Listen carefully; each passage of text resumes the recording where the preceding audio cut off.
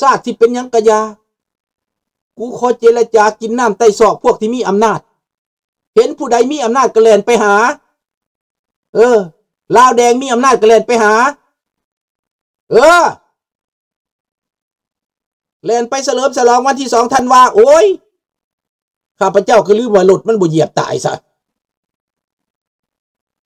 มักกันนั่นกับบ่ฮู้จักว่าสิเหยียบไผเหยียบไปทั่วที่ทะเลไปเหยียบทหารตัวเองเหยียบพวกลิงให้เนี่ยกว่าจักเถื่อน่ะลิงเท่าที่บ่ฮู้จักเรื่องจักราวลิงตัวผู้ตัวแม่เหยียบให้แน่แล้วตัวละ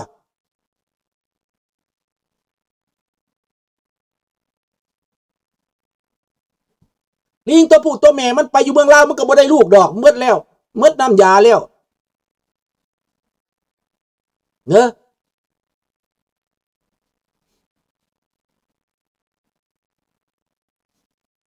บ่แม่นแต่ยมมาราชแล้วมันตีเบิดที่มันนะท่านดี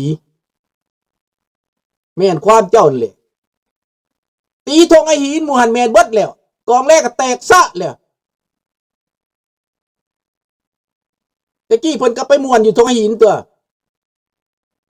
ยามบุญกินเจียงเพิ่นก็ไปกินเจียงน้ำเขากองแรนั่นน่ะเขาก็เชิญเพิ่นไปฮานอยเขาก็ห้องเพิ่นประธาน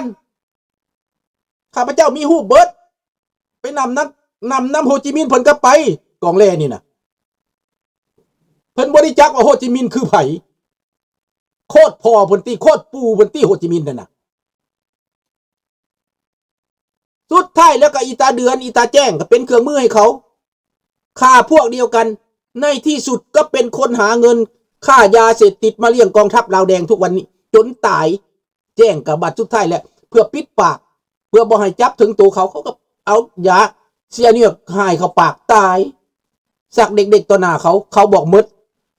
นาแล้วขาคอยทึกซึกแล้วขาคนหารก็หายแก้วมันเห็ดแก้วมันสังขาดนั่น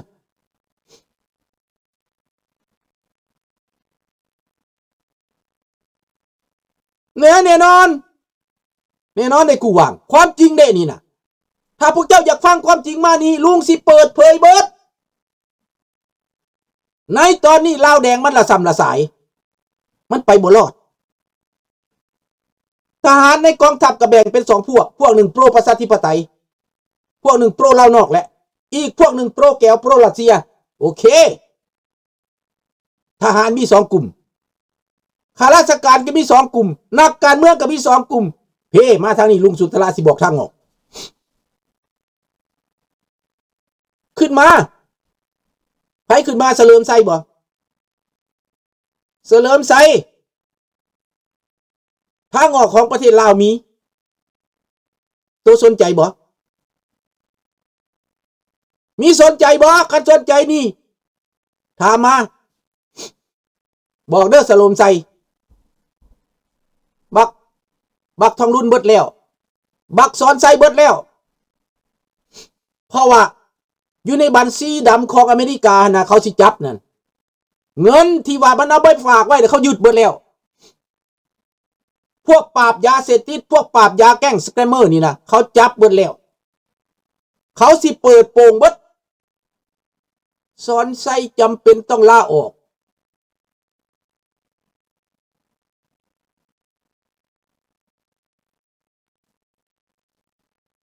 บ่เป็นหยังดีแล้วมันโปโลขึ้นมานะอเมริกาเขาติดตามอยู่แล้วในอเมริกามี CIA ในอเมริกามี Security Homeland พวกเจ้าเข้าใจเด้อคนในอเมริกาเขาอยู่นี่เขาบอกว่ามันเข้าข้ามคักๆแหละติดกับดักแล้วเขาจะเอามือหนึ่งก็ให้ย่อยๆแหละให้ย่อยๆเบิดจะเสียใจทีหลังเด้อแล้วมือหนึ่งปฏิวัติโอ้ยขอโทษเจ้าเด้อลุงสุนทราเด้อคอยดูถูกเหยียดหยามเจ้าปฏิวัติขอโทษเด้อคอยบ่ฮู้จักว่าเจ้าเฮ็ดเพื่อลูกเพื่อหลานเดี๋ยวนี้นะ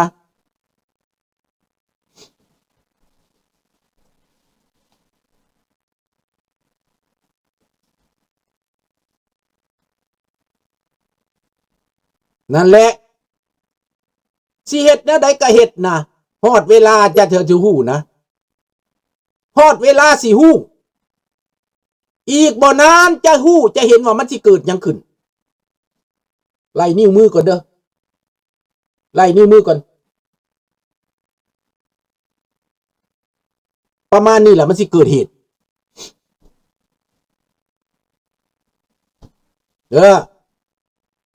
มันสิเกิดเหตุประมาณนี้แหละผู้ใดอยากปึกก็ปึกผู้ใดอยากหนาก็หนาผู้ใดอยากบ้าก็บ้านะประธานประเทศจะมีอันเป็นไปมึงฟังว่าอีควายตู้ก็อยู่ในบัญชีทองลุ้นก็อยู่ในบัญชีสอนไซก็อยู่ในบัญชี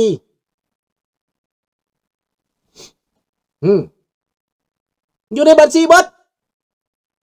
ฮอดมือแล้วเขาเปิดบัญชีเทวดาเปิดบัญชีตายพี่น้อง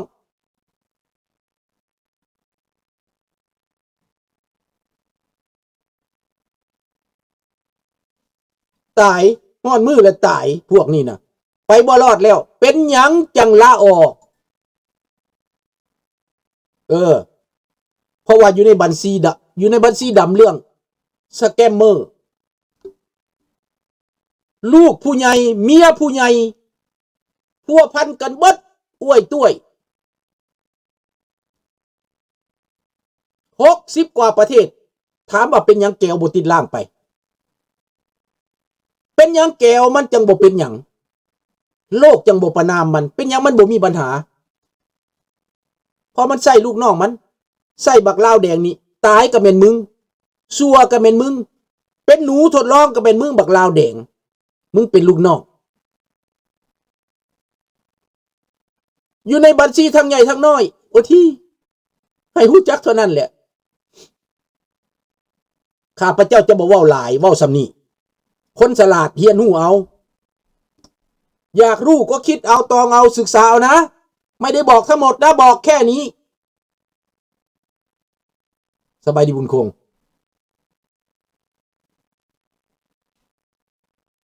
เรื่องนี้นะบ้านเมืองนะลุงก็บอกนะ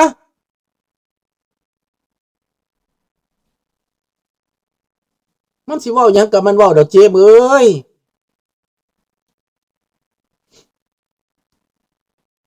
ลุง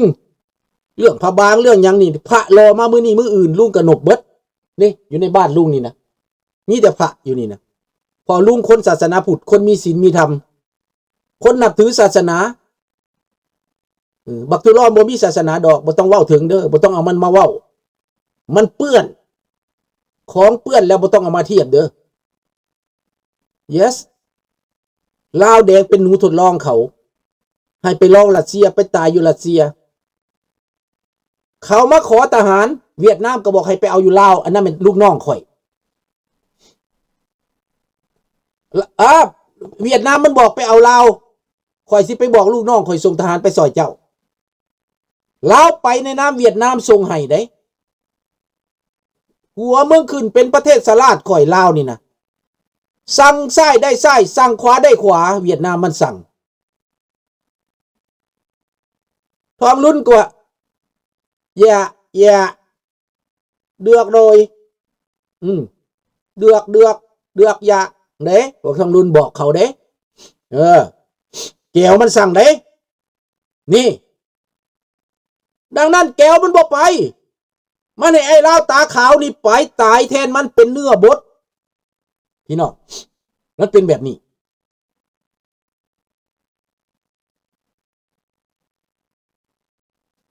เห็นบอกข้าพเจ้าเอาลงแก้วกับแก้วเส้นกัน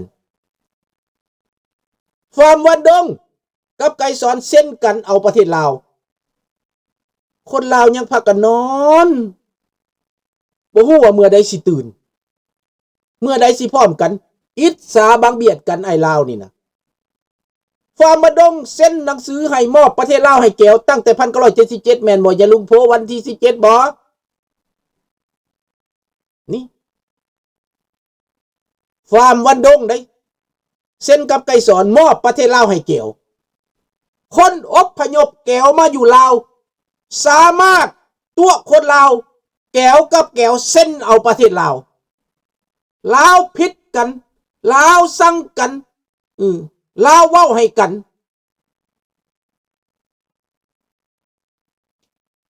เอาวงสวรรค์แสงคำยองอย่าเฝ้าไปแม่เขาหูจักขี้พื้นจะได้ไปเหตุการณ์เขาไล่นี้แล้วจากภาครัฐนั่นน่ะเขาไล่ออกแล้วให้บ้านเจ้าเสี่ยวเจ้าบอกว่าเขาไล่เจ้าออกแล้วจากภาคจากรัฐเนี่ยเจ้าบ่มีที่ยืนนั่นนะหูจักแล้วบอกเป็นวงสวรรค์แสงคำยองเจ้าหูจักบ่ว่าทหารมันบ่อยากไปหลบมันบ่อยากไปตายยูเครนมันติดคุกอยู่ลาวดีกว่ากินข้าวลิงดีกว่ามาหลดเหยียบวงสวรรค์บ่ได้ไปตำเขาบ่เนาะมีผู้ใดบาดเจ็บอยู่ลาวแจ้งมานี่เด้ออันผู้ตายข้าพเจ้าก็เห็นศพแล้วผู้ตายก็ดีแล้วบ่ได้ไปตายยูเครนตายอยู่นี่ยังมีศพมีเมมได้ภาครัฐก็ยังสิได้ให้เงินเล็กๆน้อยๆคันตายอยู่ยูเครนพี่น้องก็บ่ได้ศพบ่ได้ส่งสการบ่ได้เมียนคาบดีแล้วไปดีเจ้าเสียใจน้ำเห็นหน้าเห็นตาแล้วชื่อว่าท่าบุญถนอมมาสั่นท่าบุญถนอมบุญก็บ่ได้ถนอมให้ตายก่อนสิไปหลบเนาะมันก็โง่แหละคนโง่มันก็โง่เพราะมันบ่ได้เรียนรู้มันเชื่อแต่คำโฆษณามันเชื่อแต่คำหลอกลวง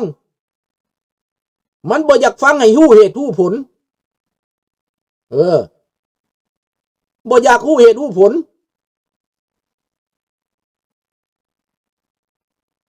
ลิ้นบ่มีกระดูกเอาแต่สิเว้าเนาะเพิ่นว่าเจ้าก็หูไปกินปุ่งสมองบ่มีมีตาก็ไว้บ่ไว้เบิ่งมีหูก็บ่ไว้ฟังมีสมองก็บ่ไว้คิดวงสวรรค์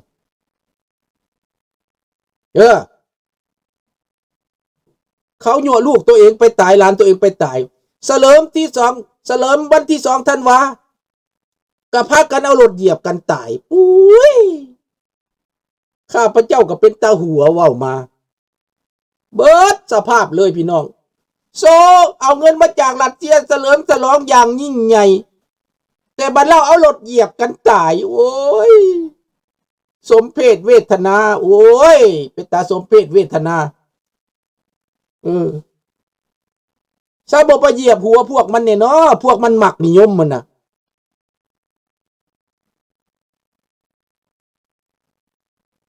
บ่มีความจริงนะได้บ่ได้ตายวะบ่ได้เหยียบกันตายวะหลุดเหือดนั่นมันน่ะเจ้าปิดบ่อยู่ดอกเขาเหยียบตายพวกเจ้าบ่ยออกข่าวแต่ข่อยฮู้แต่หน้าที่ตะมิดว่ามันเอารถเหยียบกันตาย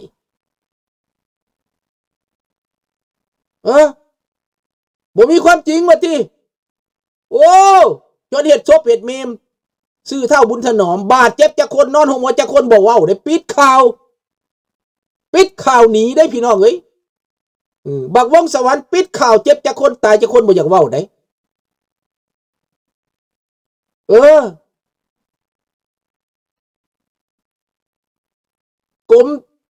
กบในสร้างบ่ยอมเต้นออกจะเห็นแสงสว่างได้จังไดแม่น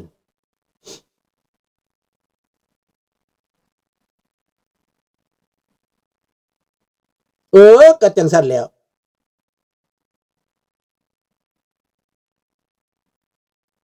ราชวงศ์เพิ่นไปดีอยู่แล้วเพิ่นแจ้งข่าวประชาชนทางศาลนั่นแหละดีแล้วราชวงศ์แจ้งข่าวพี่น้องม่วนท้ายมื้อนี้บ่อยากเว้าหลาย